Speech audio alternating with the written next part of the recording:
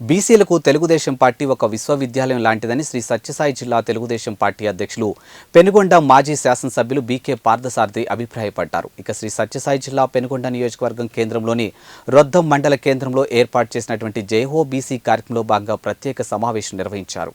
బీసీల ఎదుగుదలకు తెలుగుదేశం పార్టీతోనే సాధ్యమైందని, బీసీలకు రాజకీయ ప్రాధాన్యత ఇచ్చింది టీడీపీ అని ఆయన పేర్కొన్నారు. బీసీల ఎదుగుదల తెలుగుదేశం పార్టీతోనే సాధ్యమైందని, బీసీలకు రాజకీయ ప్రాధాన్యత ఇచ్చింది టీడీపీ అని ఆయన పేర్కొన్నారు. ఇక బీసీల ఎదుగుదలను ఓర్వలేక వైఎస్ఆర్ కాంగ్రెస్ పార్టీ ప్రభుత్వం బీసీలపై నిరంతరం అక్రమ కేసులు బనాయిస్తూ అత్తరు తీర్చుకుంటున్నారని ఆరోపించారు.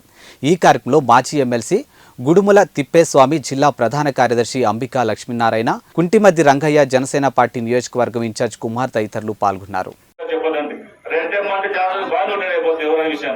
ఇలాంటి ఆమె ఆ కుటుంబాల ముసుగులో వచ్చి బీసీల కార్డు ఉపయోగించి మనందరి మీద ప్రేమ కురిపించి ఓట్లు వేసుకుని వచ్చారు. దయచేసి గమనించండి.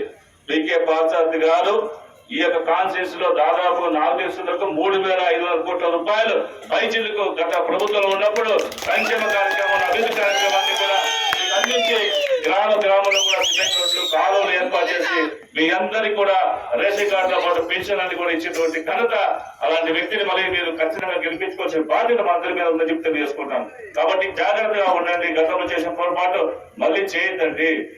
ఒక్కసారి పొరపాటు చేయడం వల్ల ఈ రోజు రాష్ట్ర వ్యాప్తంగా ఉన్నటువంటి అన్ని వర్గాలు కూడా ఈ రోజు ఓట మీదకి వచ్చి అంగన్వాడీ వాళ్ళు, మున్సిపల్ కార్మికులు, టీచర్లు, మంత్రిగా నారా చంద్రబాబు గారిని ఎన్నుకునే దాకా మనందరూ కూడా నిద్రాహారాలు మారి పనిచేయాల్సిందిగా మీ అందరినీ కూడా వేడుకుంటూ ఈ రోజు కళ్యాణ్ కూడా చూస్తే ఈ ఎవరు ఉషా చాలా నిర్వాహకాన్ని తీసుకున్నట్టయితే అక్కడ దొరస్వామి కురుబ వ్యక్తి ఆయన బాగా కేసులు పెట్టి అక్కడ కొట్టించడం జరిగింది. రేవణ పోయే కులస్తుడు 20 లక్షల రూపాయలు తీసుకుని ఆయన జైలుకు పంపించింది. అడిగితే ప్రశ్నిస్తే శ్రీకాంత్ రెడ్డి ఇయానికి 50 లక్షల రూపాయలు తీసుకుని ఎగ్గొడితే ప్రెస్ మీట్ కూడా ఇచ్చాడు. ఎగ్గొడితే ఆయన మన కేసులు భరించి జైలుకు పంపించింది. అదే విధంగా వెంకటేష్ మున్సిపల్ చైర్మన్ పోటీ చేస్తే 5 కోట్లు తీసుకుంది. ఆయన కూడా ప్రెస్ మీట్ ఇచ్చాడు. అదే విధంగా 200 కోట్లు విలువ చేసి చెరువును కూడా దోచేసుకోవడం జరిగింది కళ్యాణ దుర్గంలో. ఇది వాస్తవాలు చెప్తున్నా, నేనేం అవాస్తవాలు చెప్పడంలా. అదే విధంగా ఒక ఫీల్డ్ అసిస్టెంట్ పోస్ట్ కి దాదాపుగా 5 లక్షల రూపాయలు తీసుకోవచ్చు. అదే విధంగా అంగన్వాడీ పోస్టులకి 2 నుండి 4 లక్షలు. ఇట్లా ఇసుక కర్ణాటకకి అంటే మన నియోజకవర్గంలో కూడా జరిగింది. శంకరనారాయణ తమ్ముళ్ళు అదేవిధంగా అంగన్వాడీ వాళ్ళతో కూడా డబ్బులు తీసుకున్నారా లేదా? తీసుకున్నారా లేదా? తీసుకున్నారు. ఇవన్నీ కొల్లగొట్టడం జరిగింది. అదే చెప్తా. ఇప్పుడు నేను ఎప్పుడైనా అంగన్వాడీ పోస్టులు దాదాపుగా 400 పోస్టులు ఇచ్చా. ఎక్కడైనా అక్కడ కరప్షన్ జరిగిందా? ఎవరైనా ఇచ్చారా? ఇచ్చింది ఎక్కడ చెప్పాడు ఆయన. ఇచ్చింది ఎక్కడ చెప్పండి, పర్వాలా. లేకపోతే ఏదైనా పని చేస్తే ఎక్కడ లంచం తీసుకున్నానా? ఎవరైనా చెప్పొచ్చండి, ఖచ్చితంగా చెప్పండి. దానికి ఏం భయపడండి. నేను తప్పు చేయలేదు కాబట్టి ఒక నిప్పులా మాట్లాడుతున్నాను ఈ సందర్భంగా తెలియజేస్తాను. అందుకోసమే ప్రతి ఒక్కరూ సమయం లేని మిత్రమా,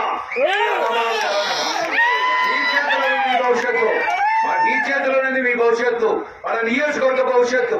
మన నియోజకవర్గంలో అభివృద్ధి బ్రహ్మాండంగా చేశాం. 2014 నుండి అన్ని ప్రాంతాలకు రోడ్లు ఇచ్చాం, స్కూల్స్ ఇచ్చాం, కాలేజ్ తీసుకువచ్చిన ఘనత మంది. 2 హై స్కూల్స్ ఉంటే 9 హై స్కూల్ చేసినటువంటి ఘనత మంది. బీసీ రెసిడెన్షియల్ స్కూల్ తెచ్చినటువంటి మన ఘనత మనదే. 500 కిలోమీటర్లు సిమెంట్ రోడ్లు వేసినటువంటి ఘనత మనదే.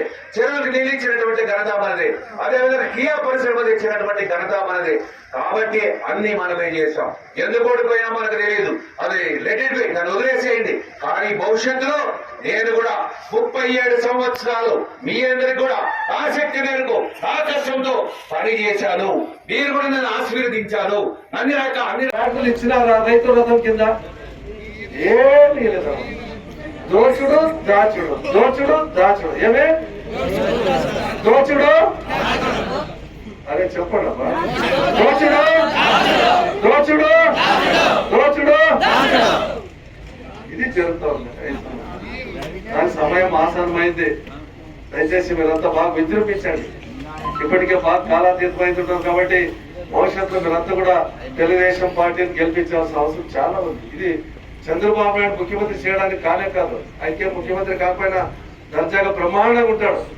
మన అభివృద్ధి కోసం, మన పిల్లవాళ్ళ చదువుల కోసం, మన కుటుంబ అభివృద్ధి కోసం, మన సంక్షేమ పథకాల్ని మనకు అందించడం కోసం, బడుగు బలహీన వర్గాలు, హరిజనులు, గిరిజనులు, మైనార్టీలు అభివృద్ధి చెందడం కోసం చంద్రబాబు ముఖ్యమంత్రి కావాలి. ఇంతకుముందు ఒక ఆయన లేదు సార్, సంక్రాంతి రేపు మాకు సంక్రాంతి కాదు లేదు,